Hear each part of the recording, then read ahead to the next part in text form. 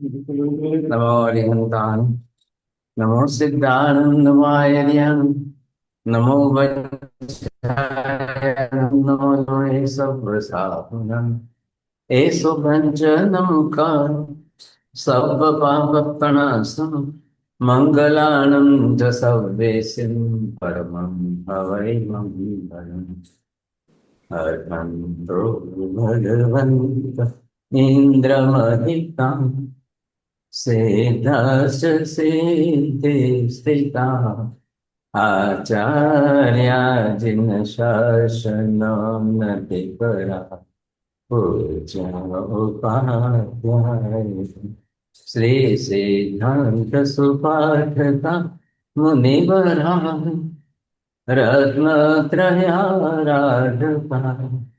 पञ्चैते परमेष्ठिनः प्रतिदिनं कुर्वन्तु मङ्गलं कुर्वन्तु मङ्गलं सर्वारिष्टप्रणाशाय सर्वारिष्टार्थदाय सर्वलब्धिनिधानं श्रीगौतम स्वामिने नमः श्रीसुधर्मा स्वामिने अज्ञानतिमिरान्धानां ज्ञानाञ्जनशलाकया नेत्रमुन्मीलितं येन तस्मै श्रीगुरवे नमः।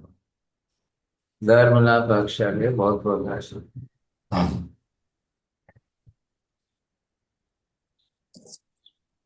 गए श्रीनम कार सिंह सिंह शाट बोर सिंह सरेंगे बरमुख थे सिंह कुछ भाई गए श्री चव्यम प्यारम दे प्यार संस्थान इंसान सब संतेगा आयम विलंब प्रस्काय दिगो सागम लेवार दियो तस्मै सोसन एकाष्टम व्यासम प्रस्काय देवी हो प्यार संकाय सागर नाम सुगुरु बिना मार्गम सोसन पानस लेवन आदम चुमह लेवन से कनार से फलवा उसरे देशावकाशम भगम परिभोगम प्रस्काय नतम सहस्त्र सोसन दिवसरिं प्रचक्रियं द्यारं देवीं द्यारं सुरं सागरवन्तं सुवस्नातेनं वस्ति नारायण अभिग्रहं प्रचक्रियं नत्यानां स्वसागरं मत्तरं सुवस्नातेनं वस्ति मथेन वंदामी साहब जी प्रणाम सभी को। आज 26 जून 2026 के दिन हमारी दो क्लासेस है। अभी पहली क्लास जो है हमारी वो ज्ञान सार की है, जिसमें हम 15th तक जो विवेक अष्टक है वो हम चालू करेंगे। और नेक्स्ट क्लास जो रहेगी वो हमारी तीर्थंकर चरित्र की रहेगी। आज हमारी 137th क्लास है। मैं हिना बेन से विनती करूंगी कि वो हमें लास्ट क्लास की समरी सुनाए। हिना बेन। मथेर वंदामी साहब जी, जय जिनेन्द्र सभी को। हमारी पिछले क्लास 136वीं क्लास थी, जिसमें 14वें विद्याष्टक का हमने 8वीं गाथा का अध्ययन किया था। और 8वीं गाथा का मैं यहाँ पे सारांश प्रस्तुत कर रही हूँ। 8वीं गाथा एकदम अंतिम गाथा जो थी वो सर्वोच्च शिखर है। जब तक हमने जड़ और चेतन का अलग करना सीखा, लेकिन इस अंतिम गाथा में साहेब जी ने हमें आत्म साक्षात्कार, सेल्फ रियलाइजेशन के उस बिंदु पर लाकर खड़ा किया जहाँ पे हमें अपनी आत्मा में परमात्मा का दर्शन करना है। इस प्रवचन से अद्भुत मर्म को हम इन मुख्य बिंदुओं में समझ सकते हैं। गलत अभेद से सही अभेद की यात्रा। महाराज जी ने स्पष्ट किया कि अनादिकाल से हमने एक गलत अभेद कर रखा था। अज्ञानतावश हमारी आत्मा यह मान बैठी है कि यह शरीर मैं हूं और ये धन संपत्ति मेरी है। जब सच्ची विद्या जागृत होती है तब जीव इस गलत अभेद से बाहर निकलता है, लेकिन आत्मा को एक आलंबन चाहिए। साहब जी ने बताया कि अब हमें सही अभेद को स्थापित करना है, और यह सही अभेद है कि अपनी ही आत्मा और परमात्मा के बीच स्थापित करना है।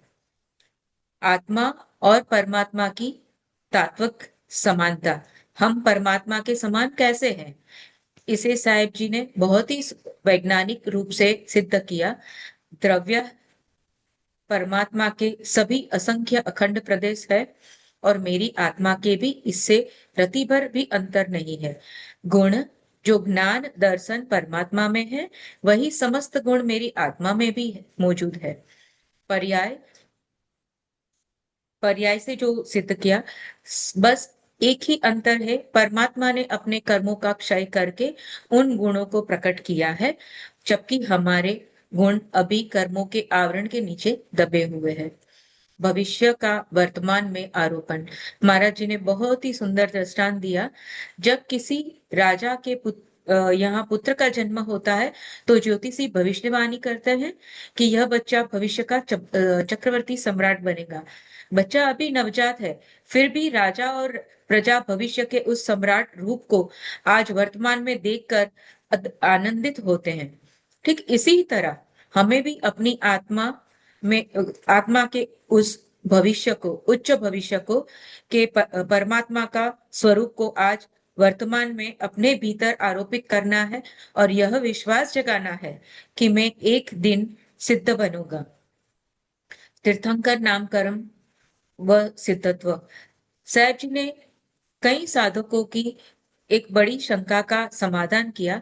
कई लोग सोचते हैं कि मैं तीर्थंकर नहीं बन सकता, तो परमात्मा कैसे बनूं? साहब जी ने यह स्पष्ट किया कि तीर्थंकर बनना एक विशेष नाम कर्म का उदय है, जो केवल 24 आत्माओं को मिलता है। लेकिन सिद्ध बनने के लिए किसी तीर्थंकर नाम कर्म की आवश्यकता नहीं है। अपने 8 कर्मों को क्षय करके सिद्ध शिला पर विराजमान होने का अधिकार हर आत्मा के पास है। साहब जी ने मुख्य वाक्य जो हमारे लिए उच्चारे थे, मैं अपनी आत्मा में परमात्मा को नहीं देख रहा हूँ, बल्कि अपनी आत्मा को ही परमात्मा स्वरूप देख रहा हूँ। तीर्थंकर बनना या ना बनना अलग बात है, लेकिन अपने 8 कर्मों का क्षय करके सिद्ध परमात्मा तो हर आत्मा बन सकती है। निष्कर्ष है, यही विद्याष्टक यहाँ पे पूर्ण होता है। आज से हम रोज यह ध्यान करेंगे कि अपनी आत्मा को यह संदेश हमें देना है कि मैं भविष्य का सिद्ध परमात्मा हूँ, और इसी भाव के साथ हमारे भीतर से अविद्या का अंधकार मिटेगा। बहुत जय बहुत धन्यवाद। जिनेन्द्र। बहुत अच्छी तरह से आपको मीना बहन जी बहुत आशीर्वाद और बहुत धन्यवाद, अभिनंदन के बहुत परफेक्ट समरी आप देते हैं समझे। ज्ञान सार के अंदर आज हम एक नया अष्टक 15वां विवेक अष्टक नाम का वाला है वो प्रारंभ कर रहे हैं। देखिए 14वें के अंदर आपको विद्या, जो विद्या सिखाई अविद्या से मुक्त करने के लिए, अविद्या से अलग करने के लिए विद्या, वो विद्या भी किस लिए, विद्या भी जो है तत्व स्वरूप जो ज्ञान है वो विद्या है। अरे ये बात विभा बहन जी बोलिए। अच्छा नहीं है क्या? नाटा जी है, आप बोलिए। मैं बोलूं साहिब जी? बोलिए विद्या, महाराज साहब। विद्या अविद्या क्या है? अविद्या से मुक्त होने के लिए जो तत्व है वो विद्या है। विद्या अर्थात तत्व बुद्धि स्वरूप जो ज्ञान है उसको विद्या कहते हैं। अब इसका अपोजिट करके दोनों तरफ से बोल सकते हैं राकेश जी? नहीं है? नीति बहन जी बोलिए। जो हाँ बोलिए, तत्व है तो स्व- फिर।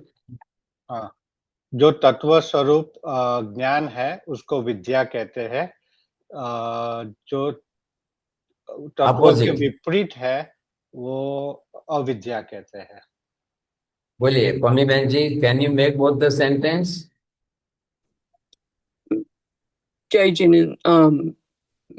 मथेन वंदामी साहब जी, जो तत्व बोध है उसको समझना वो विद्या है, और जो तत्वबोध नहीं समझते वो अविद्या है। बहुत स्पष्ट है, बहुत ही सरल है। बोलिए नीति बहन जी। शॉर्ट फॉर्म के अंदर तत्व बुद्धि स्वरूप जो ज्ञान है वो विद्या है। अब दोनों बोलना है अपोजिट के साथ। जी महाराज साहब, जो तत्व बुद्धि स्वरूप ज्ञान है वह विद्या है। जो तत्व बुद्धि स्वरूप ज्ञान नहीं अतत्व, है, अतत्व अतत्व बुद्धि है, स्वरूप। ओके, जो अतत्व बुद्धि अतत्व, स्वरूप जो ज्ञान है वो वो अविद्या अविद्या है, बस इतना फर्क है। अतत्व बुद्धि स्वरूप जो ज्ञान है वो अविद्या है। अविद्या मिथ्यात्व कारक है। तत्व बुद्धि स्वरूप जो ज्ञान विद्या है वो सम्यक दर्शन कारक है। बोलिए विभा बहन जी, बहुत इजी है। अच्छा मध्यान्ह नहीं वंदना है क्या? साहब जी। जी हाँ साहब जी। चलो चलो। जो तत्व रूपी ज्ञान है वही विद्या है। जो अतत्व रूपी ज्ञान है वह विद्या अविद्या, नहीं है। अविद्या अविद्या है। है। अविद्या है जी। बोलिए तीसरे सीमा बहन जी। अविद्या मध्यान्ह महाराज वंदना। तत् तत्व बुद्धि स्वरूप ज्ञान विद्या है, ये सम्यक ज्ञान है। अतत्व बुद्धि स्वरूप जो ज्ञान है वो अविद्या है, वो मिथ्यात्व ज्ञान है। हाँ, अविद्या मिथ्यात्व जनक है, विद्या सम्यक दर्शन कारक है।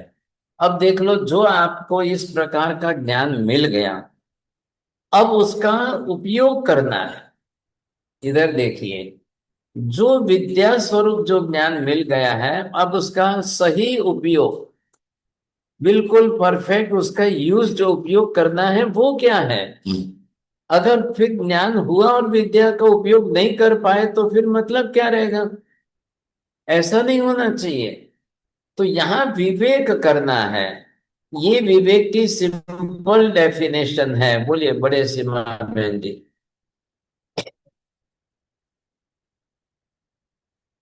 आप लोग तीन नाम अलग अलग दे दो ना भाई साहब।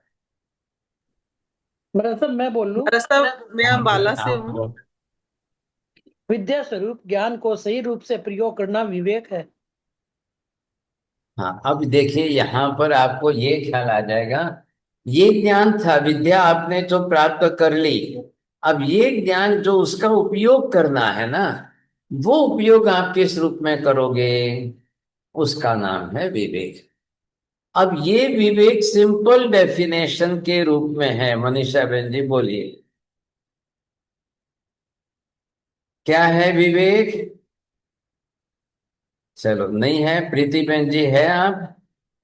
जी सर जी, मथुरा में अ, विद्या स्वरूप ज्ञान जो हमें मिला है उसका सही उपयोग, मतलब है कि उपादेय का सही उपयोग विवेक है। हाँ बोलिए राहुल जी, कैसे करेंगे? हे यज्ञ उपादेय का विवेक कैसे करेंगे? लौकिक रूप में संसार के व्यवहार में भी रोज काम का है, आध्यात्मिक जीवन में भी रोज काम का है। चल आया, सब जगह पर ज्ञान का है। आपकी भोजन शैली के अंदर भी यही काम की पद्धति है, और हर जीव को, व्यक्ति को करना ही करना है। आप जू में जाकर एक बंदर को जो है मूंगफली दे के देखो, वो छिलके उतार के फेंकेगा, मूंगफली खाएगा। आप उसको केला ले जाकर के दे दो, वो केले का छिलका निकाल के फेंकेगा, केला खाएगा। क्यों भाई साहब? बंदर के अंदर इतनी अक्ल है। बंदर ने क्या किया? विवेक किया कि नहीं किया? अब वो विवेक बंदर ने केले के छिलके में या मूंगफली में क्या किया, कैसे किया है? वंदना माता जी बोलिए। जी महाराज साहब, उसने ये विवेक किया, जो हे पदार्थ है उसको छोड़ दिया, जो छोड़ने वाला हे पदार्थ है उसको छोड़ दिया, हाँ, और जो ग्रहण करने योग्य उपादेय है उसको उसने ग्रहण किया। ये पहले अब आपको देखना है, सबसे पहले हे पदार्थ क्या है, फिर ज्ञेय पदार्थ, उसको आप इसको जानने योग्य बोलिए ना, ये जो है।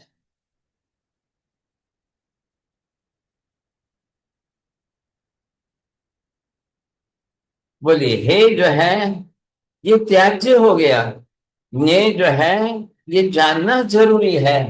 ये क्या है? उपादेय क्या है? आचरण करने योग्य।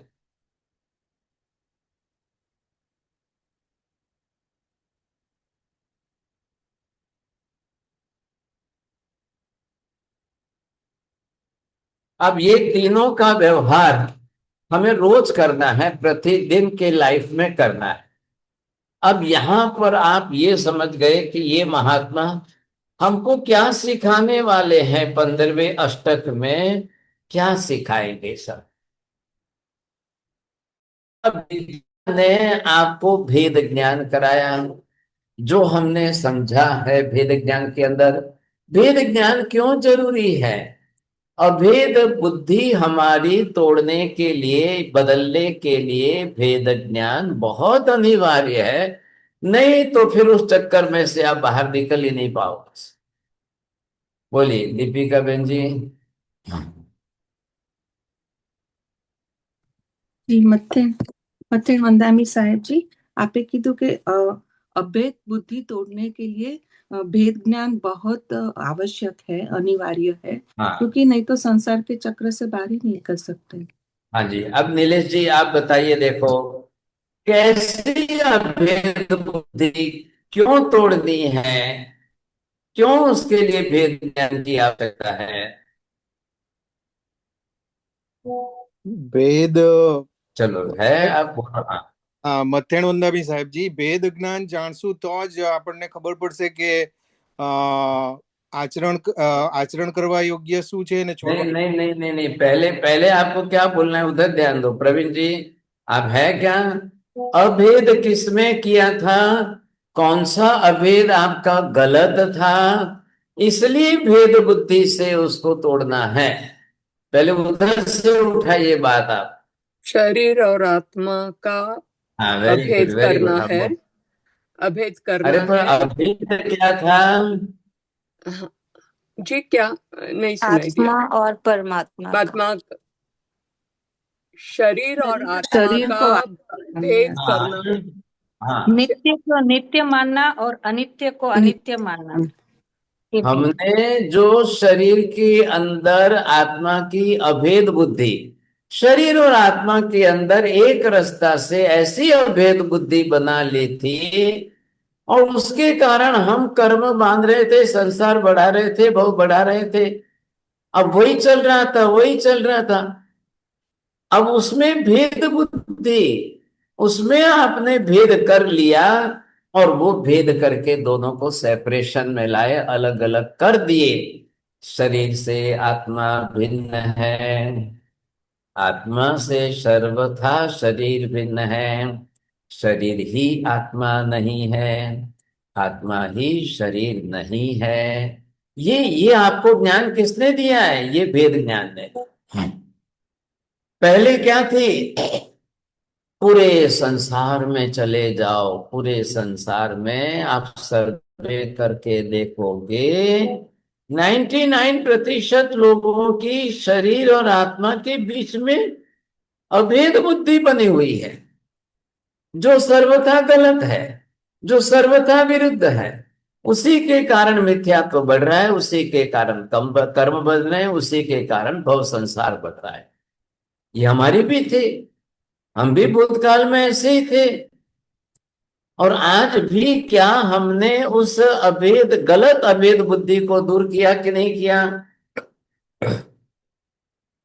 वो आपने सही विद्या प्राप्त की, ये सही विद्या जो थी उसका कारण है, साधन है, अब उसका उपयोग करना है, विवेक करना है। यहां पर उपाध्याय जी, यशोविजय जी महाराज, ये तो आध्यात्मिक लेवल की बात कर रहे हैं, उच्च कक्षा की आध्यात्मिक लेवल की बात कर रहे हैं। ऐसा आध्यात्मिक ज्ञान यह सिर्फ और सिर्फ वेद ज्ञान से ही आता है, नहीं तो नहीं आता है। चाहे दुनिया में कोई भी हो, जैन अजैन की बात कोई भी हो, जो आत्मा शरीर के बीच में भेद कर सकेगा वही कर्म बंधन से बच सकेगा, वही ऊपर उठ सकेगा, वही देह राग से, देह बुद्धि से, देह के मोह ममत्व से ऊपर उठ सकेगा, नहीं तो नहीं उठ पाएगा।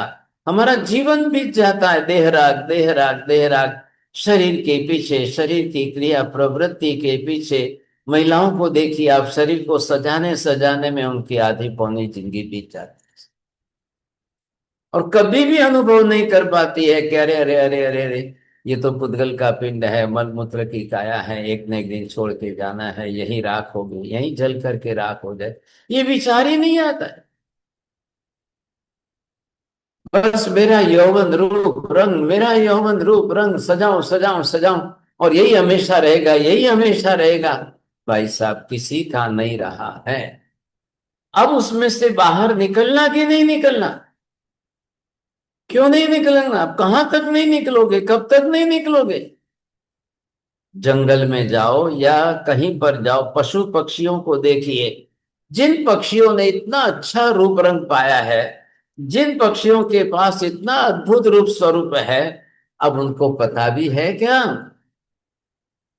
उनको मालूम भी है क्या मेरा रूप रंग इतना अच्छा है? मैं आपको एक बात पूछना चाहता हूं, जिसके पास अपना रूप रंग अच्छा है, उसको खुद को अपना अच्छा लगता है कि वो दूसरों को अच्छा लगे, इसलिए उस रूप रंग को सजा रहे हैं। और क्यों सजा रहे हैं? आप बाहरी दृश्य, बाहरी शरीर का रूप रंग सजाकर दूसरे दुनिया को दिखाना चाहते हैं, मैं क्या हूं, मैं कौन हूं, मैं कैसा हूं। अरे ये क्या करना है? अपनी ज्ञान, अपनी विवेक बुद्धि, अपने बौद्धिक चातुर्य से दुनिया को परिचय कराइए, मैं कौन हूं, मैं क्या हूं, मैं कैसा। अपने गुण, अपने स्वभाव, अपने गुणों के आचरण से आप दुनिया को सही परिचय कराइए, मैं कौन हूं, मैं क्या हूं, मैं कैसा। आप सोचिए समझे कि नहीं। अब ये तो हमें सब ध्यान करने से ही पता चलेगा। अब जब ये ध्यान हमारा शुरू होगा, लेकिन उसके पहले ये विवेक ज्ञान, जिनके पास सही विद्या का ज्ञान नहीं, जिनके पास सही विवेक का उपयोग करने की तकनीक नहीं है, वो ध्यान नहीं कर सकेगा। वो ध्यान करेगा तो फिर गलत दिशा का ध्यान होगा, जिससे कर्म क्षय नहीं होगा, आत्मबोध नहीं होगा। बोलिए आशा बहन जी, है आप? जो उपस्थित हो बहुत जल्दी से प्रयत्न करिए। अच्छा चलो बोलिए जिसके बोलिए। पास है कि विद्या का ज्ञान नहीं है, विवेक का ज्ञान नहीं, वो ध्यान नहीं कर पाएगा। अब ये जरूरी हो गया है। बोलिए मनीषा बहन जी, बोलो। जी गुरुदेव, जिसके पास विद्या नहीं, विद्या का ज्ञान नहीं, विवेक का ज्ञान नहीं है, वो ध्यान नहीं कर पाएगा। आपको ध्यान कौन सा करना है? देखो विपश्यना की पद्धति का ध्यान है, लेकिन न उसमें विद्या है न विवेक है। न वो तत्व दृष्टि से आत्मा के स्वरूप को जान सकते हैं, न उनको ज्ञान है, और न ही उनका लक्ष्य कर्म क्षय का है, न वो विवेक कर सकते हैं। इसलिए बस वो अटक जाते हैं, रुक जाते हैं। देह को देखते हैं, देह को देखना है, साक्षी भाव से देखना है। बस ये देखते देखते वो अपना जीवन पूरा कर पाते हैं, लेकिन कहीं सफलता नहीं मिलती, बिल्कुल दूर रह जाते हैं, बिल्कुल अलग रह। तो ये जो विशेषता है यहाँ पर, अब हमको यहाँ क्या सिखा रहे हैं? ध्यान करना है हमको। ये सारे विषय ध्यान के हैं और इनके अंदर ध्यान करना अनिवार्य है। पूरा ज्ञान सार अध्यात्म का है। पूरे ज्ञान सार के एक एक अष्टक में ऐसे ऐसे विषय हैं कि जिनको ध्यान की कसौटी में ले जा करके स्वयं अनुभूति करिए, तो ही आपको बरोबर जो है निष्ठा बढ़ेगी। तत्व की इस निष्ठा के साथ तत्व श्रद्धा की अनुभूति हो जाएगी। इसलिए हम लोग ध्यान भी कर रहे हैं। जरूर हम ज्ञान प्राप्त कर रहे हैं, लेकिन ध्यान इतना ही करने के लिए, क्योंकि जो ज्ञान से आप समझ लोगे, जान लोगे, वही चीज चल करके जब आप ध्यान में लोगे, देखोगे, तब स्वयं को अनुभूति हो जाएगी। स्वयं उसकी आप अनुभूति कर पाओगे, ये विशेषता उसकी। बोलिए સાહેબ જી વિપસ્યના ધ્યાન કરવા જેવી વસ્તુ છે કે છોડવા જેવી વસ્તુ છે? विपश्यना में आत्मा लक्ष्य नहीं है, आत्मा के कर्म निजरा का विषय नहीं है, आत्मबोध नहीं होता है। ये पहले स्पष्ट समझ लो। मैं बहुत क्लियर करके आपको समझा रहा हूं यहाँ पर। तो यहाँ अब क्या करेंगे, आपने कौन सा विवेक प्राप्त किया है पहले, यही विवेक हे ज्ञेय उपादेय का तीनों तरीके से सही उपयोग करना, ये विवेक है। आप संसार के व्यवहार में करो, लोक व्यवहार में करो, खान पान में करो, आप किसी क्षेत्र में करो, लेकिन यहाँ पर अध्यात्म के और गुण स्थान के ऊपर जब आपको आगे बढ़ना है तो बिना भेद ज्ञान के आगे नहीं बढ़ पाओ। आप चौथे गुण स्थान तक आते आते जो अभेद वृत्ति आपकी थी, अभेद ज्ञान आपका गलत प्रकार का जो था, वो आपने घटाया, तब आपका अपूर्वकरण हुआ, तब आपका सही विद्या ज्ञान हुआ, तब आपने जो है ग्रंथि भेद किया, तब आपने जो है आत्मा की प्रतीति की। अब आपको सम्यक दर्शन, अब उस विवेक को अपनाइए, आगे बढ़ाइए। इस विवेक ज्ञान को आगे बढ़ाते बढ़ाते बढ़ाते धीरे धीरे धीरे अब आप आगे आइए। मैं आत्मा हूं, मैं शरीर नहीं हूं, मैं शरीर से सर्वथा भिन्न हूं। शरीर आत्मा से सर्वथा भिन्न है। भले ही मैं शरीर में रहता हूं, लेकिन मैं शरीर में आत्मा बुद्धि नहीं करूंगा। दूध से शक्कर भिन्न है, शक्कर से दूध सर्वथा भिन्न है। शक्ति सिर्फ और सिर्फ दूध में ही है, शक्ति शक्कर में नहीं है। शक्कर को दूध में घोल करके पी रहा हूं। शक्कर की मिठास, मीठापन का गुण जो है वो दूध में आरोपित हो रहा है। अब देखो वहां मैंने गलती क्या की है, बच्चों ने गलती क्या की, क्यों बच्चे गलती कर रहे हैं, उनको भेद ज्ञान नहीं है, अभेद बुद्धि बनाकर रखी है, इसलिए उनको दूध से ताकत आती है। दूध में प्रोटीन कैल्शियम है, उसका कोई विवेक नहीं है। उनको शक्कर काला मीठा दूध ही पीना है।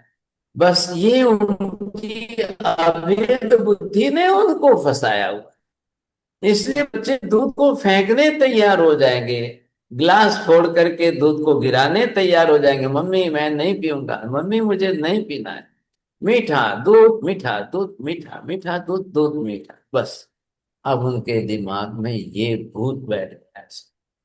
वही भी यही बात, बच्चों की गलती को हम समझ लेते हैं, हमारी खुद की गलती को नहीं समझ पा रहे हैं। अनित्य में नित्य बुद्धि कर ली है, अनित्य को नित्य मान लिया है, नित्य को बांधने की कोशिश ही नहीं की है। नित्य अनित्य से सर्वथा भिन्न है, अनित्य नित्य से सर्वथा भिन्न है। दोनों एक नहीं है, दोनों भिन्न भिन्न हैं, दोनों ही भिन्न द्रव्य के गुण हैं। शरीर भिन्न है, शरीर अनित्य है, आत्मा त्रिकाल नित्य है। ये बुद्धि मेरे को हुई नहीं। आपने विद्या से ज्ञान तो प्राप्त कर लिया, अब ज्ञान प्राप्त कर लोगे, अप्लाई कैसे करोगे, अप्लाई कैसे करोगे? आपको मालूम है मेडिकल के अंदर, मेडिकल साइंस में जिन बच्चों को ऑपरेशन के लिए सर्जन बनाना है, उनको पहले थियोरिटिकल ज्ञान दे देते हैं, और थियोरिटिकल ज्ञान देने के बाद एक्सपर्ट सर्जन के पास उनको साथ में खड़े रह करके कैसे ऑपरेशन किया जाता है, कैसे सर्जरी की जाती है, बरोबर उनको स्पष्ट समझाया दिखाया गया। एक एक खोल करके ये नस ये नस ये नस, इसको बाजू में करिए, यहां से ये पीछे लीजिए, ये कट न जाए, इसका ध्यान रखिए। इतना सारा जब उनको सिखाया जाता है, तब जा करके 2-4 वर्षों तक सीखने के बाद वो ऑपरेट कर सकेंगे। तो आप किसी ज्ञानी के साथ रह करके इस तरह का विद्या का उपयोग करके विवेक कर नहीं सकते हो। लोग आज घरों में बैठकर अपने आप ध्यान कर रहे हैं, घरों में बैठे बैठे अकेले अकेले अपने तरफ से ध्यान करें। हम जो गोथरी जाते हैं, भिक्षा के लिए जाते हैं, कई बार देखते हैं क्या करते हैं, महाराज ध्यान कर। अच्छा, क्या ध्यान कर रहे हो? कैसा ध्यान कर रहे हो? किसका ध्यान कर रहे हो? बोले श्वास देख रहा हूं। बोले मेरे घुटने में दर्द है तो शरीर की संवेदना देख रहा हूं। ये क्या होगा? क्या होगा इससे? आप 1000 साल देखते रहो, कुछ भी रिजल्ट नहीं आए। संवेदना शरीर की है, शरीर को माध्यम बनाकर आप देखते रहोगे। अरे जिस शरीर को भूलना है, शरीर का सर्वथा विस्मरण हो और अखंड धारा में आत्मा का ही स्मरण हो, तभी आपका ध्यान शुरू होगा, नहीं तो नहीं हो। बोलिए नीलेश जी, बोलो। चल नहीं, શરીર राकेश जी बोलिए। શરીર શરીર हाँ, શરીરને ભૂલવાનું છે તો જ તમારી અખંડ ધ્યાન ધારા થઈ શકશે। आप अधूरा नहीं बोलने, आधा सेंटेंस नहीं बोलने। आप कंप्लीट शब्द बरोबर पकड़िए, सही शब्द बोलिए। बोलिए वंदना माता जी। देखो, महाराज साहब, शरीर का विस्मरण होगा तभी आत्मा का सम्मरण होगा। हाँ बोलिए दीपिका बहन जी, सही बोलो। शब्द कौन से हैं? શરીરને સર્વથા વિસ્મરણ કરીને જ આત્માનું અખંડ ध्यान થાય છે। देख, फिर भी शब्द छोड़ रहे हैं ना आप। शरीर का सर्वथा विस्मरण हो और सतत आत्मा का ही स्मरण हो, तभी ध्यान होगा। ऐसा ध्यान ही आत्मा पर लगे हुए कर्मों की निजरा कराएगा। उधर विपश्यना में उल्टा क्या हो रहा है? आत्मा का स्मरण बिल्कुल ही नहीं हो रहा है, और सिर्फ और शरीर की संवेदना देखते रहो, देखते रहो, देखते रहो। ये है वहां पर विपरीतता। नीलेश जी समझ लो, बेसिक पॉइंट क्या पर है, कहाँ आ रहा है, मूलभूत बात समझ लो, आपको समझ में आ जाए। ऐसे ही बोल दिया कि नहीं करनी है, करने जैसे नहीं, नहीं करने जैसे। अरे भाई क्यों, क्यों नहीं करने जैसी? ये क्यों नहीं समझ में आना चाहिए? सब छोटे महाराज साहब, बच्चे तो महाराज महाराज साहब, साहब, व्हाट इज आपने कहा प्रेक्षाध्यान? कि शरीर का सर्वथा विस्मरण हो, आत्मा का ही स्मरण हो, तो वो ध्यान, वो सही ध्यान है। क्या बोला आपने बिल्कुल महाराज सही साहब? बोले। हाँ वेरी गुड, सही बात है, बिल्कुल सही। शरीर हाँ, का सर्वथा विस्मरण हो और आत्मा का ही स्मरण हो, तो वही सही ध्यान है। बस बस, बोलिए मीना बहन जी, बोलो। हाँ, महाराज साहब, then what is प्रेक्षाध्यान? अरे प्रेक्षा ध्यान, it is another name of the Vipassana. Another sampradaya had given the proper the changing form of the vipassana. One sampradaya had given the vipassana name, and whenever you are making the copy of the same thing, then you are giving the another name. They even focus on the soul. No, there is no focus on soul.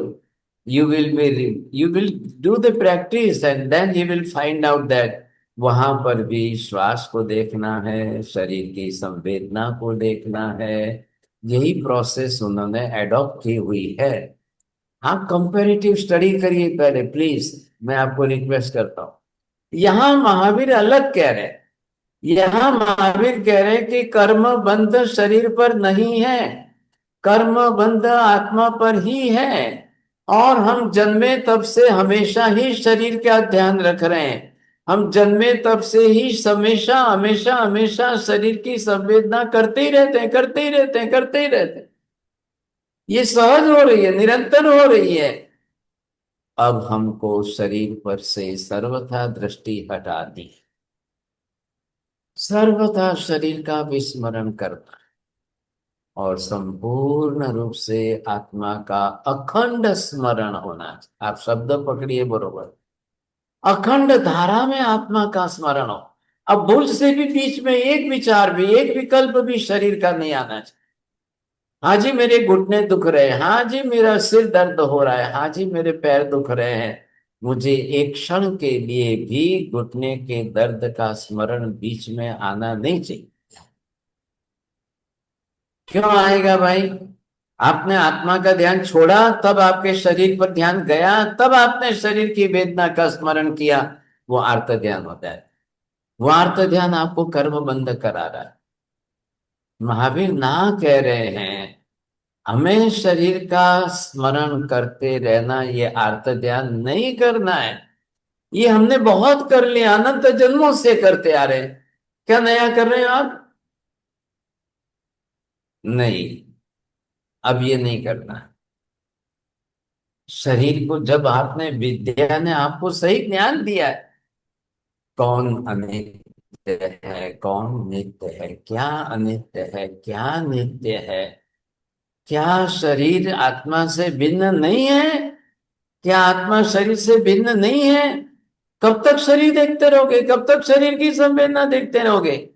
एक बार तो आत्मा की संवेदना को देखो तो सही।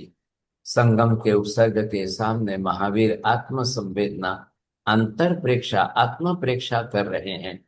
मैं आत्मा हूं, मैं शरीर नहीं हूं। संगम का एक भी उपसर्ग मेरी आत्मा के एक प्रदेश को भी बिखर नहीं रहा है, नहीं तोड़ रहा है। शरीर तो वैसे ही पुद्गल परमाणुओं का पिंड है। संगम के उपसर्ग से अगर शरीर के पुद्गल परमाणु विभाजित हो भी जाते हैं तो क्या गलत है? पुद्गल के तो प्रदेश ही विभाजित होकर अलग होते हैं तब परमाणु बनते हैं। मेरा इसमें कुछ भी नहीं जा रहा है। मेरे आत्म प्रदेश असंख्य है लेकिन वे अखंड है, एक प्रदेश भी नहीं बिखर रहा है। चाहे संगम पूरी जिंदगी तक उपसर्ग करता रहे, कुछ भी नहीं। ये आत्म प्रेक्षा, आत्म संवेदना महावीर ने नहीं की होती तो ये निर्जरा कैसे होती भाई साहब? नहीं होती, नहीं। अब स्वाभाविक है कि संगम एक रात में 20 उपसर्ग इतने भयंकर, इतने भारी कर रहा है तो शरीर पर तो वेदना होनी है, शरीर पर तो पीड़ा होगी, शरीर पर तो सब कुछ होगा। लेकिन जब शरीर से कनेक्शन तोड़ दिया और आत्मा में स्थिरता बना ली, अब शरीर के ऊपर होने वाली वेदना का अनुभव आत्मा को नहीं होता। शरीर को तो होगा ही नहीं, शरीर तो जड़ पुद्गल परमाणुओं का पिंड है। शरीर पर तो वेदना होती है, अनुभव में आती नहीं है। आत्मा को ही तो आती है। कौन है? आत्मा ही तो है अंदर। लेकिन महावीर ने एक क्षण के लिए भी अपना उपयोग देह की तरफ जाने ही नहीं दिया, शरीर की तरफ जाने ही नहीं दिया। बिल्कुल नहीं, बिल्कुल नहीं समझे। जब तक आप ये विद्या का सही उपयोग करके विवेक में नहीं आओगे तब तक ये भेद समझ में ही नहीं आए, नहीं आएगा। नीलेश जी, आप पूरा विद्या अष्टक या पूरा ज्ञान सार या पूरा भेद ज्ञान ले जाकर विपश्यना वालों को सिखाओ, सुनाओ, पढ़ाओ, आप उनको देखो, समझे कि नहीं, बिल्कुल वो इस बात को एक्सेप्ट ही नहीं करेंगे, वो नहीं समझ पाएंगे, बिल्कुल नहीं। महाराज, आपने बताया कि मतलब शरीर का ये स्मरण नहीं करना है, लेकिन आत्मा शरीर में ही रहती है और शरीर ही तो माध्यम है ना अपना धर्म ध्यान आराधना करने के लिए। वो बात अलग हो गई, लेकिन आपको माध्यम है तो अलग समझना ही नहीं क्या? मैं किराए के घर में रहता हूं और मैं अपने खुद के घर में रहता हूं, तो में फर्क है। जी महाराज। बोलिए राकेश जी, दो में फर्क है? हाँ बिल्कुल महाराज, गुरुजी आपकी बिल्कुल। बुद्धि में, आपकी बुद्धि में क्या आ रहा है राहुल जी? मैं किराए के घर में रहता हूं तब मेरी मानसिकता कैसी होती है, और मैं अपने खुद के घर में रहता हूं तब मेरी मानसिकता कैसी होती है? बोलिए। मेरापन नहीं रहता। जब अपने खुद के घर में रहेंगे तो प्रसन्नता होगी, और जब किराए दो के घर में में रहेंगे आसमान जमीन का फर्क है, दोनों दृष्टि में आसमान जमीन का फर्क। भाई घर तो वही है ना, चारों तरफ की दीवार तो वही है, लेकिन मेरा घर और किराए का घर, दो में आसमान जमीन का अंतर है। हाँ जी, आप बिजल बहन जी जो कह रहे हो, शरीर का माध्यम सही है। आत्मा को रहना शरीर में ही, शरीर में रह करके ही आत्मा को सब क्रिया प्रवृत्ति करनी है। लेकिन आश्रय भी कर रही है, बंध भी कर रही है, कर्म का फल भी भुगत रही है। यही तो चल रहा है फिर। अब कब आपने अपने आप को अलग क्यों नहीं अनुभव किया? क्यों नहीं अलग किया? आप क्यों अलग होकर के अपने शरीर को अलग क्यों नहीं अनुभव कर पा रहे? ये समझिए, आप कोशिश करिए, कोशिश करिए। मेरा कहने का तात्पर्य सबको समझना चाहिए। बड़ा दुख होता है, आप जैन हैं लेकिन महावीर को सिद्धांत के समझे ही नहीं, महावीर के तत्व ज्ञान को पहचाना ही नहीं, भेद अभेद की बुद्धि आपकी समझ में नहीं आई। अपना खुद का ज्ञान न होने के कारण बाहर के दूसरों का ज्ञान अच्छा लगा, आपने अपना लिया, आपने स्वीकार लिया, आपने अपना लिया। नहीं नहीं बहुत अच्छा है, नहीं नहीं बहुत कराते, अच्छा कराते, बहुत अच्छा कराते, क्वेश्चन है, देखो देखो शरीर की संवेदना साहब क्यों जी। है सब। नीति बहन जी बोलिए। जी महाराज साहब, मेरे को आज के ये जो आपने बताया है ना, ये शुरू से मेरे को बहुत वो लगता है कि हम अपनी बुद्धि में, आत्म बुद्धि में रहें तो हमें शरीर की पेन फील नहीं होती है। वाह लेकिन बहुत महाराज अच्छा। साहब इस राइट, तो महाराज साहब हाँ, ये हमारे अंतिम समय में भी ये चीज बहुत काम आती है, जब अरे व्हेन अंतिम वी आर समय ऑन अ में तो डेथ बेड। आएगी, लेकिन आज से उपयोग या करो। दैट्स आज व्हाट से महाराज साहब, उपयोग। I was going to ask महाराज साहब, फिर हम ये डेली लाइफ में कैसे छोटी छोटी प्रैक्टिस करें कि हमारा फिजिकल पेन पे ध्यान नहीं जाए? कैसे नहीं प्रैक्टिस नहीं करें? नहीं नहीं नहीं, करना ही पड़ेगा आपको। आप ओके। प्रैक्टिकल करके देखो, और आज से प्रैक्टिस होगी ना तो लाइफ के एंड में आपको काम आएगा, नहीं तो आज ही नहीं होगा तो फिर कल कुछ भी। जी अब जी महाराज साहब। प्रैक्टिकल एक बार विजन ओपन कर दो ना, फिर डे टू डे लाइफ हो या कोई भी लाइफ हो, कभी हम्म। भी काम आती है, नहीं कैसे आती है। जैसे हमारे से कुछ टाइम से बॉडी में पेन रहती तो है, लेकिन फिर कैसे उससे हम निकलें कि ध्यान नहीं दें, नहीं वो तो नहीं, ठीक आप है। पेन पेन रिमूवर के लिए इसका उपयोग मत करिए। This is no. Not the pain remover. आप इसको मत देखिए। आपको या देखना है बॉडी पेन का कारण अशाता वेदनीय कर्म, वो शरीर पर है कि आत्मा पर है, उसका पर मेन रूट आत्मा। कॉज क्या है। हम्म। हाँ, जो अशाता वेदनीय का कर्म है वो रूट कॉज क्या है, उसको आप देखने की कोशिश कर, उसको आत्मा पर देखिए। मैं मूल में सत्ता में से कर्म क्षय करूं, वहां तक पहुंचे सब। हम्म। ये तो प्रकट हुआ है, रिजल्ट पेन पर बॉडी पर आया है। व्हाट द रूट कॉज, जो मूलभूत ओके। कारण है वो कहाँ है। और वो कर्म तो कारणीभूत निमित्त है, लेकिन कर्म का कर्ता कौन है। और वहां आपको सिखाया जा रहा है साक्षी भाव से ज्ञाता दृष्टा हो करके देखते जाओ। अरे कर्ता भोक्ता भाव कहाँ चला गया, भूल गए? कर्म का कर्ता कौन है? बिना कर्म किए फल भुगत रहे हो क्या आप? अधूरा नो। मत करिए भाई साहब, ऐसा मत करिए। महावीर ने ये बात नहीं कही है, बिल्कुल समझने की कोशिश करिए।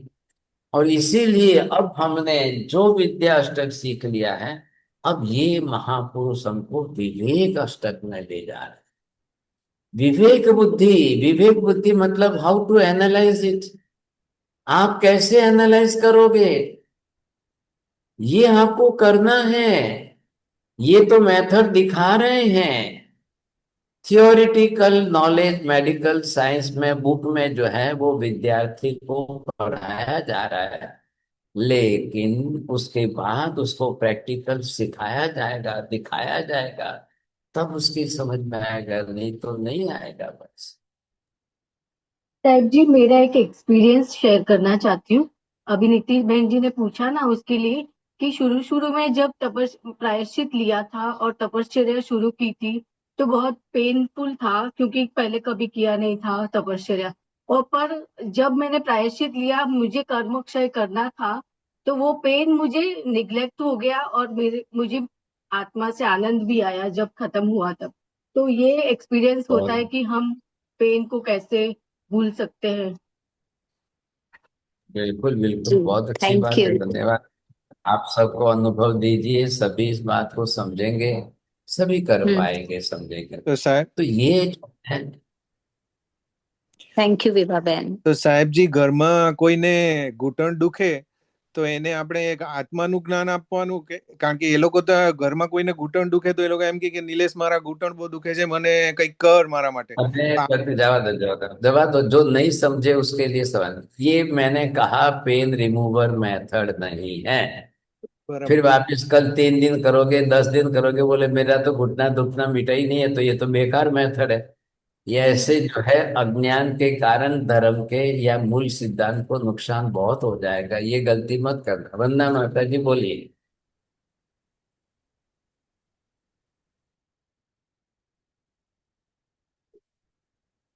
महाराज साहब, जैसे मैं ना थोड़े महीने पहले मैं कंद खाती थी, फिर आपकी क्लास शुरू हुई, समझ आया कैसे हम कर्म बंधन करते हैं।